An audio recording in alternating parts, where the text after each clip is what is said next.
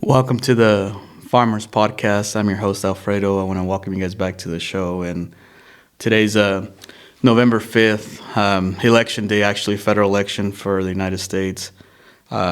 Watching on my phone or actually keeping track of the presidential results by states right now. And wanted to do this episode today because I felt that it would be a good time to give my final thoughts before we find out what party or what administration is going to be in control for the next 4 years. And obviously, from the hat and my social media, you guys can take a guess and probably say that I'm Republican or MAGA Republican now. I guess we're labeled as MAGA. We're not Republican anymore, or the GOP, or garbage that always seems to be another name, or maybe even white supremacist, even though I'm brown. So I just wanted to share some thoughts with you guys and encourage you guys to go out and vote. Obviously, this is going to be a very down to the wire election. A lot of stress has been built on to show people that votes do really matter. And even though we're in California, and obviously our electoral college votes will go Democrat, we can still make a difference voting, the propositions and the measures for your local town. And yeah, I wanted to do an episode, and tomorrow I'll probably do a follow-up episode, short one, on congratulating, hopefully, Republicans if they won, or, getting ready to get our next battle in, because I predicted that the GOP was going to take the House and the Senate. So I'm calculating, if everything goes correctly, that we should have about 52 seats or 54 seats in the Senate and still have a slight majority in the House. So if we take the White House too, then it will be a very interesting time for our country.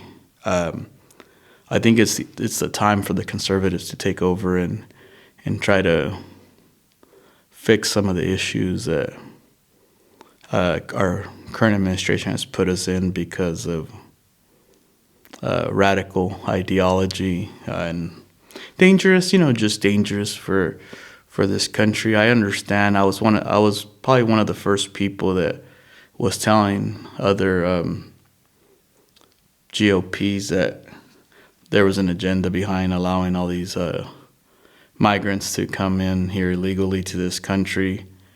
It's never been because we want to help the world.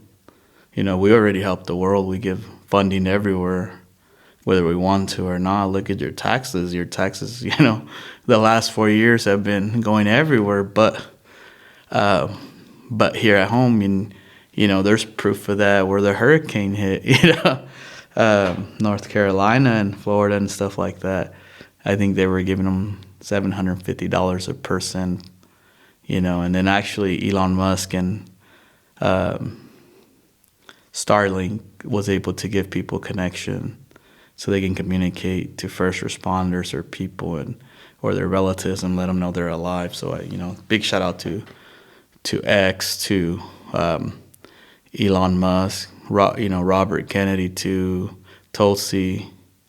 They've all decided to take a leap of faith with Trump, even though, he's been called a dictator, Nazi, Hitler, fascist. Oh yeah, the Republicans are fascists too. Anyways. Yeah, I just wanted to take the time to talk to you guys and hopefully hopefully by now everybody's already decided and voted. It's 6:16 Pacific time, so I'm on, checking my messages. People I work with and friends are still out there in line waiting to vote. I went at 1 o'clock. There wasn't that big of a line, and I vote in person. I don't trust the mail-in ballots. And then I guess they were burning mail-in ballot boxes up in Washington or Oregon. So I was like, nah, I won't take that risk. I'll go vote in person. I've always voted in person, and I was actually at Costco today, and I was wearing my MAGA hat that's right there, and people were stopping and talking like normal folks, no good, you know what I mean, not extremists, no, your everyday neighbors, nothing crazy. They're just like, hey, nice hat, and I was like, hey man, make sure you go vote. Nothing crazy, no conversations of trying to overthrow the government or nothing like that. Just positive vibes, And then I was watching the media, and then you're watching Fox, and then they're talking about some of the things that the liberal media is saying, the panic mode they're in. Democrats talking about leaving the country again if Trump wins, and hiring insurance policy, so lawyering up because they feel like if Trump gets in, he's gonna take them to legal battle and have the government prosecute him and arrest him and put him in jail and stuff like that.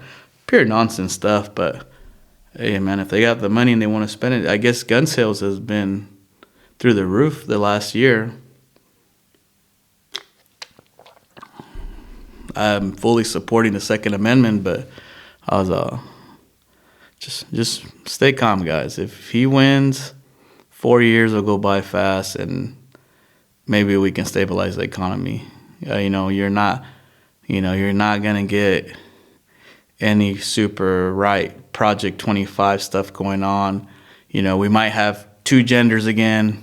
That's about as crazy as gonna be. Maybe we'll know what a woman is now if Trump wins, and maybe men won't be able to play in women's sports. Common sense stuff, hopefully. But I'm actually going to touch on the abortions, even though I don't think it wasn't on the ballot. I didn't see anything on the ballot for abortion. Abortion was ruled by the Supreme Court, and it's been overturned, Roe versus Wade, and I think that was the right call. I think it's back to the states now, and I think that's what it should be.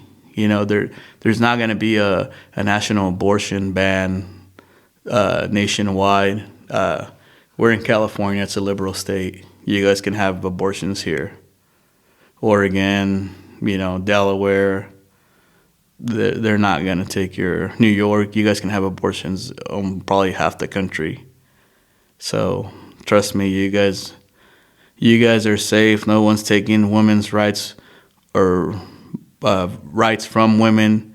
If you guys think women's rights have been taken, then you guys need to look at Title IX rewrite from the current administration. So, and you women didn't really make a big fuss about that. So I was very surprised because, most of the women I know have kids, and the rewrite of Title IX is very, very not pro-woman. So I was very surprised nobody really said anything about that on the women. So, I think women are 70% of our vote for the country. So if you're voting left or Democrat this election, you should really look into that Title IX rewrite from Joe Biden and Kamala, the Biden administration. But it's I think it's I've argued, I guess, if you want to say that. I try to have conversations, but it's hard to have conversations when people don't. They call it talking points, but they're actually facts. But they want to say, oh, those are just Republican talking points. So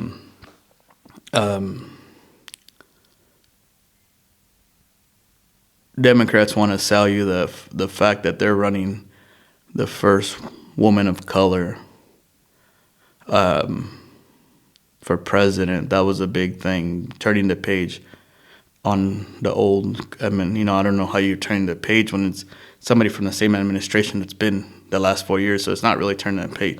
But it was real funny to me that the party that doesn't know what a definition of a woman is, they're running on the agenda of a woman of color. You know what I mean? Because by their definition, Obama could have been the first woman of color. I'm just saying. You could go back and rewrite it and say that Obama was the first woman of color. But it's been, I think for a lot of families, it's been a big drag. If you have people on both sides of, obviously in my family we have, Democrats and Republicans on both sides, and we don't see eye to eye, but we can still have dinner. We can still go to family gatherings. We don't always talk about politics. You already know, what side you're on. But it's always good to discuss, issues. Issues are not one-partied issues, they affect everybody. And I think we lost sight of that because we got all tied up in, well, you're Republican, so you're racist, and you're Democrat, so you're gay. I don't know where that all got lost, where we could just be like, okay, you have a different opinion that needs probably some clarification, and not everybody was educated. I'm not educated. I'm not. I don't think I should be doing a podcast, but I want to. I like to express my thoughts, my opinions. Share some of the stories that have happened to me. I've tried, like I said, these last 4 years for sure for me have been long. I've been very positive, hoping, that one day people were just going to be like, okay, this doesn't make sense. But the closer and deeper we got to this November, people were lost. Like, people really, and I don't think they really cared for the policies as much as you would think, because most of us don't really understand the full policies. When they put it in front of you, they're just giving you the sugar coating. They're politicians. But, you could tell the last 4 years, nothing was done in the border. They try to sell you this border bill, that they're saying that Trump put a stop to it, but Trump was not even in office. So I don't know how he put a stop to the border bill. They were able, the last 2 months, 60 days, they were able to reduce border crossings, I think, by 50% with executive order. No bill or nothing from Congress. So you're telling me that the last 4 years they've been letting people cross illegally, and they kept saying that it was because of the border bill and this and this.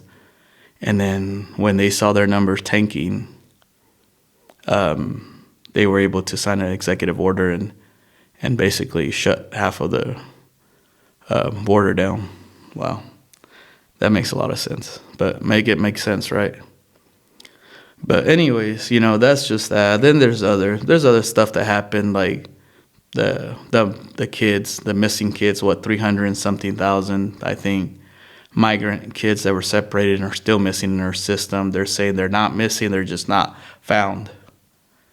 Or they got released to sponsors, but nobody ever followed up with the sponsors, and the system's fucked up. I mean, it's wrong.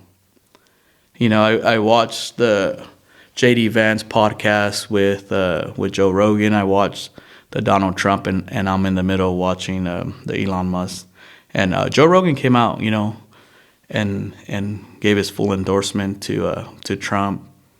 And at first, I've always seen Joe Rogan is moderate. Like in the middle. he'll listen, and he just wants to know what you're about. And I respect that. Some of his ideas I don't agree with because I'm not into drugs. I've seen some of the podcasts that he put out there, but man, that guy has a base like most people don't imagine. I think he has like 18 million followers or something. So that's crazy. All young, most of them young men. You know what I mean? But he promotes a lot of good stuff too. I just for me, drugs are always going to be drugs, and I can't go down that rabbit hole. I'll go down conspiracy rabbit holes all the time, but when it comes to drugs, I think drugs are still drugs. And I also am in favor, if you guys are in California, the Prop 36 extending time for felonies and charges. Like California is very lenient on crime. You got guys that should be doing 15 to 20 years and they're barely doing 4 or 5 and getting parole. Some of them are for manslaughter. Like, that doesn't make any sense. You took a life. There's people that are doing longer terms of prison for selling marijuana in the 90s than some of the people that are killing people out here on vehicular manslaughter and stuff like that, or DUI. So, involuntary manslaughter, whatever, you know what I mean? So, yeah, it's and then you have people fleeing California, ending up in all these red states, leaving California because of how liberal and how dangerous it is here. But then you end up going to another state and you want the state to be progressive like California, which doesn't make sense. You leave a state because of the horrible crime and the policies, but then you end up in a conservative state like Texas, you end up in Houston and all these red states and in Montana, and you want them to be like San Francisco and LA. Does not make sense. I apologize for some of these guys going into your guys' states and trying to turn it into a mini Californias in some of these cities. So I apologize. I've always said it, and I will always, I'll repeat it again. California is the greatest state to be in.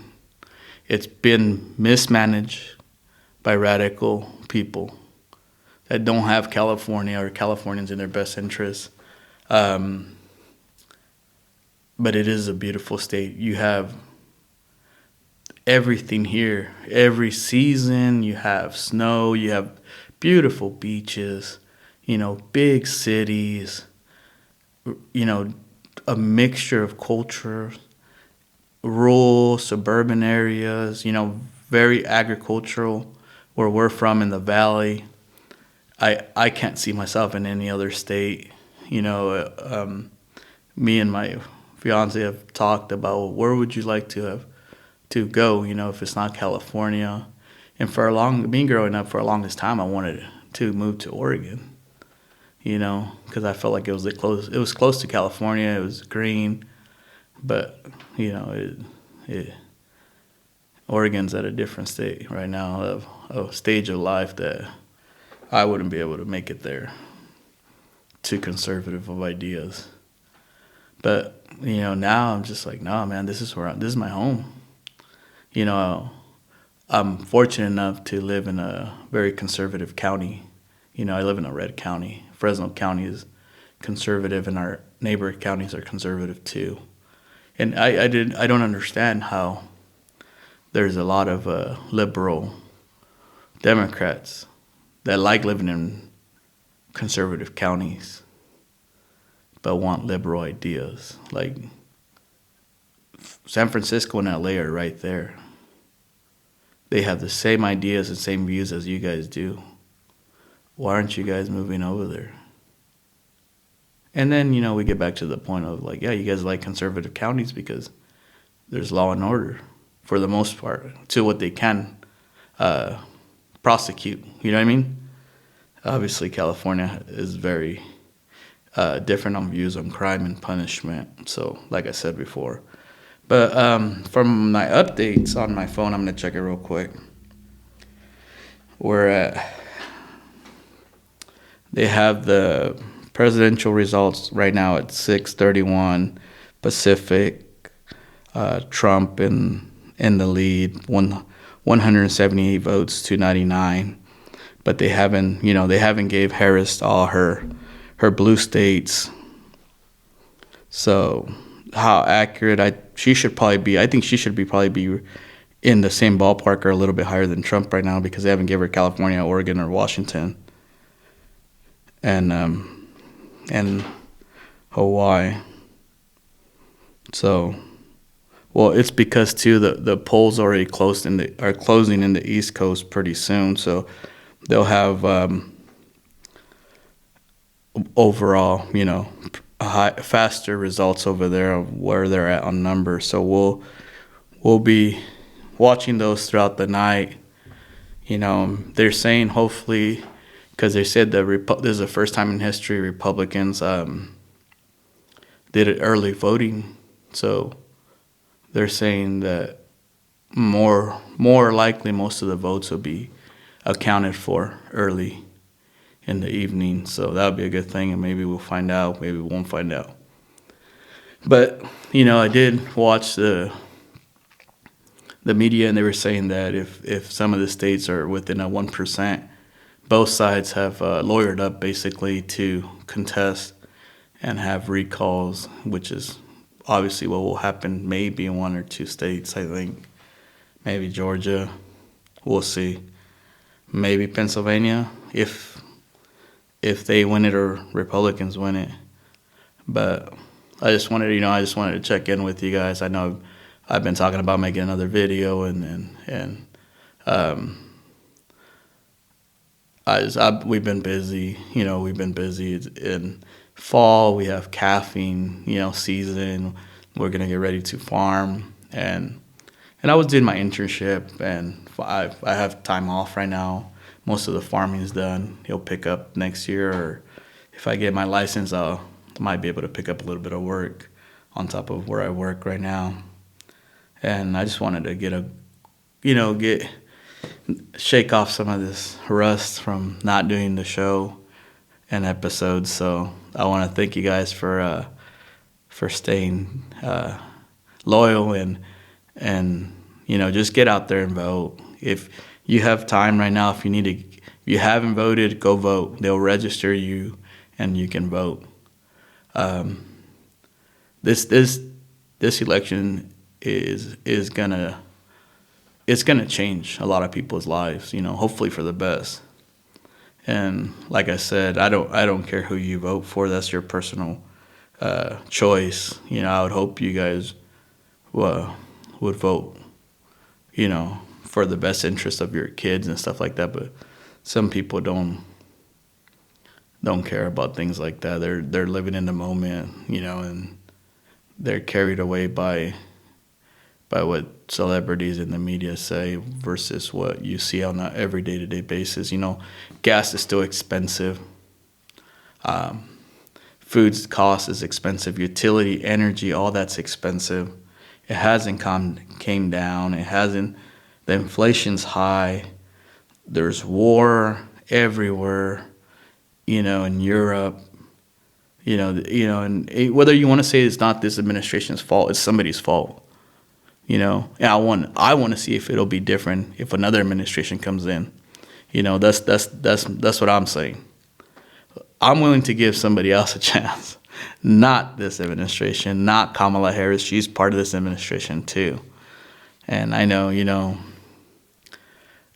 everybody's excited because everybody wants their side to win. And, I hope, like I said, I hope that we pull it, because if not, it's going to be very interesting. I actually saw that the White House, they had put together exercises for extractions and stuff like that, just in case they think another January 6th will come if Trump doesn't win, because they're saying he's not going to accept the loss, or if he does win, there's towns that are boarding up their businesses because they think that there'll be more riots from the BLM and left group burning down, buildings and stores, which I don't understand that. You damage your community. You're the ones that have to live there. If if you don't agree what the results in, then just go out there and vote. Start talking. Get out there, spread your message, but don't spread hate. You know what I mean? Don't go out there destroying people's businesses. They have no fault. And I think we're so divided in this time now based on political parties because, I've always said this, you might not agree with this, but when policy doesn't make sense for Democrats, they always resort back to race baiting, and I don't fall into that. In our family, we have mixed interracial relationships, families and stuff like that. So I don't see color like that. I don't. Everything affects us, whether it's either you're poor, you're not, or you're rich. And obviously, most of the time, if you're poor, most of these policies are going to affect you a lot more than the rich people. So don't look at it through race or gender. Like, oh no, this only affects women. It affects everybody. You know what I mean? And if, like I said, depending on your religion too, I was, from what I saw, I was looking at it like if you're Jewish, you shouldn't be voting Democrat. They were trying their hardest to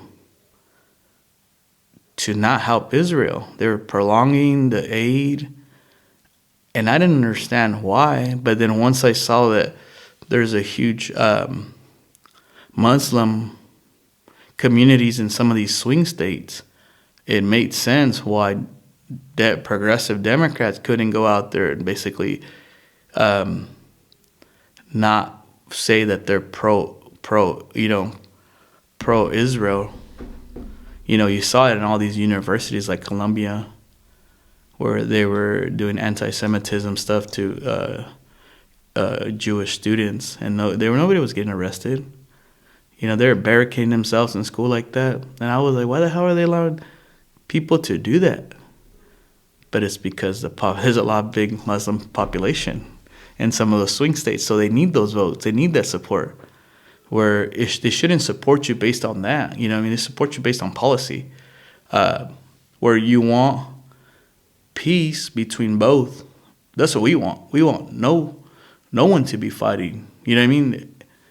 War, it only profits the war machines. It doesn't profit people's lives. People die. And all it creates is anger and hate and resentment. Somebody has to win. So for somebody to win, other people have to die. I'm grateful for all our veterans of every war. I'll always say that. But there's just some things that I don't agree with the country's decision for going and doing certain things to other countries. And unnecessary wars. I don't feel like we need to get involved in any of those European wars. We need to focus here first. We need to get our stuff straightened out. We're basically in a civil rights war here. You know what I mean? Not fully war, but you have people in some universities that want segregation. And I don't understand that.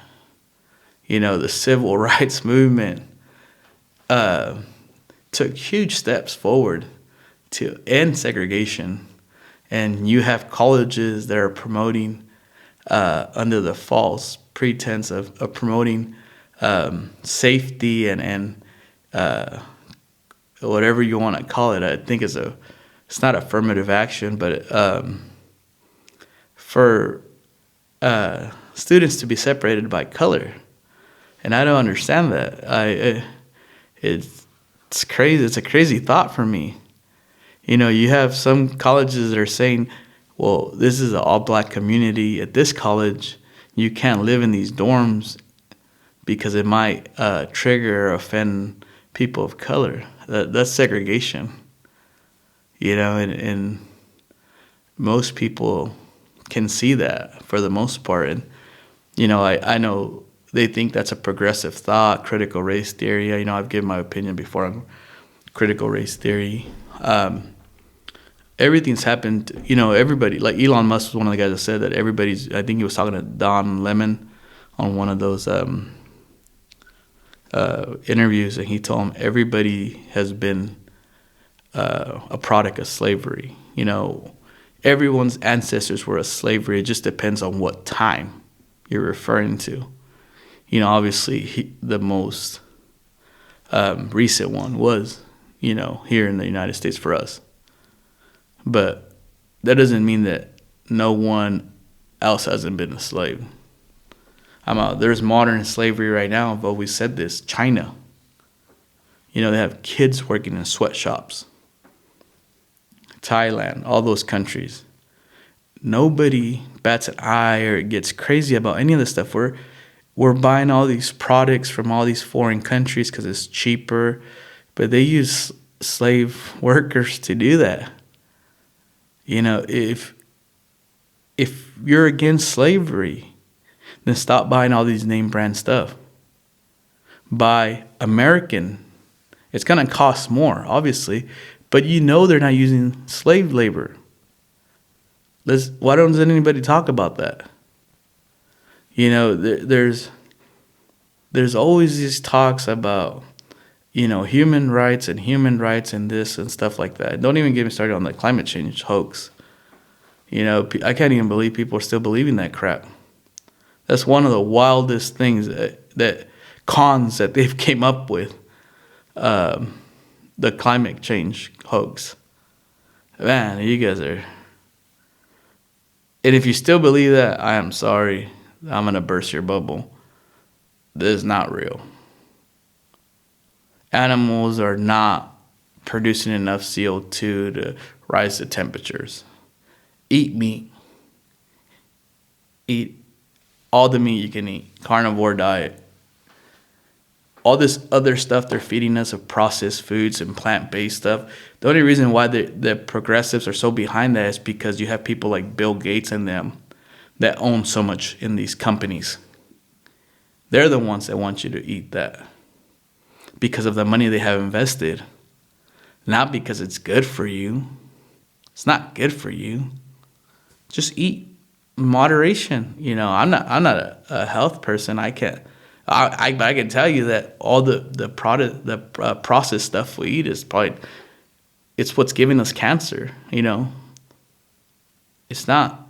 They're not producing all this stuff at cheap costs and stuff like that just for our benefit. They just mass produce stuff because they know that we're not going to question it.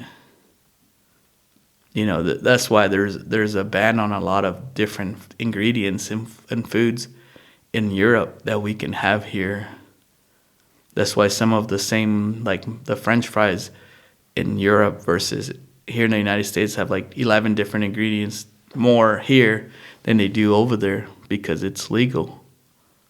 Not because they care about you, it's because they know they can feed you this stuff and we're not going to question it or even ask or figure out why we're so obese, in this country. It's all the stuff that here that the machine's feeding to us. I watched the video that resurfaced from Kanye West where he and this is before, he went off the deep end. He was talking about, and I feel like most people didn't understand what he was talking about. He was talking about us being an assimilator. And I don't have the link to that video, but you should go and try to find it if you can. He talked about how do I word this? Basically, like let's put a perspective of a child. How, children are just children. they don't know. They really don't know right from wrong at the beginning. And he talked about how, I'm going to summarize the video short, how you see a child get on a coffee table, or a child at a restaurant, and the child's just being obnoxious, and everyone in that room will automatically face and look at that child and basically be like, hey, control your child. Instead of just being, hey, that's just a child. You know what I mean? Let them, be who they are. He said, people are so programmed that you don't even know. How is a child going to know? You know what I mean? I don't know. You got to watch the video too. He explained it into a little bit more detail, but that was my take on it. And it kind of made sense to me. I was like, everybody's programmed just to follow the program. A child gets on the coffee table, like I was saying. What is your reaction? Hey, get off the coffee table. But a child's just a child. What's the child going to do to the coffee table? Nothing. The child just wants to be a child, is that imagination and everything. Playing, thinking the child doesn't know it's a coffee table. But we're so quick because we're already, so programmed to be like, hey, you can't be on there. Why can't it be on there? It's just a coffee table. And I don't know, that video, I was like, God damn. If I got yelled at my kids too for shit that I don't understand why, just because why? Because we're in a simulator. And I had to reflect on that video a little bit and be like, holy shit, this guy was onto something. Now it's different, you know what I mean? It's a little bit different. But I encourage you guys to look into that, and I was actually having a conversation today with somebody on social media. They made a post about autism and vaccines, and I was telling them too that I'm not fully in favor of vaccination for children. I think that we need to do more study in some of the newer vaccinations that we have allowed to go into the system, and our requirements for our kids to go to school. I would, if the Trump administration goes in, encourage them to look into researching autism and some of the vaccinations. I think they were saying that prior to vaccinations in Vietnam, they had zero autism, and then in the 90s when they were introduced to a certain vaccine, and then autism started to be prevalent in their population too, which was not before. So it's something to think about. Most people I know, they're thinking, vaccination.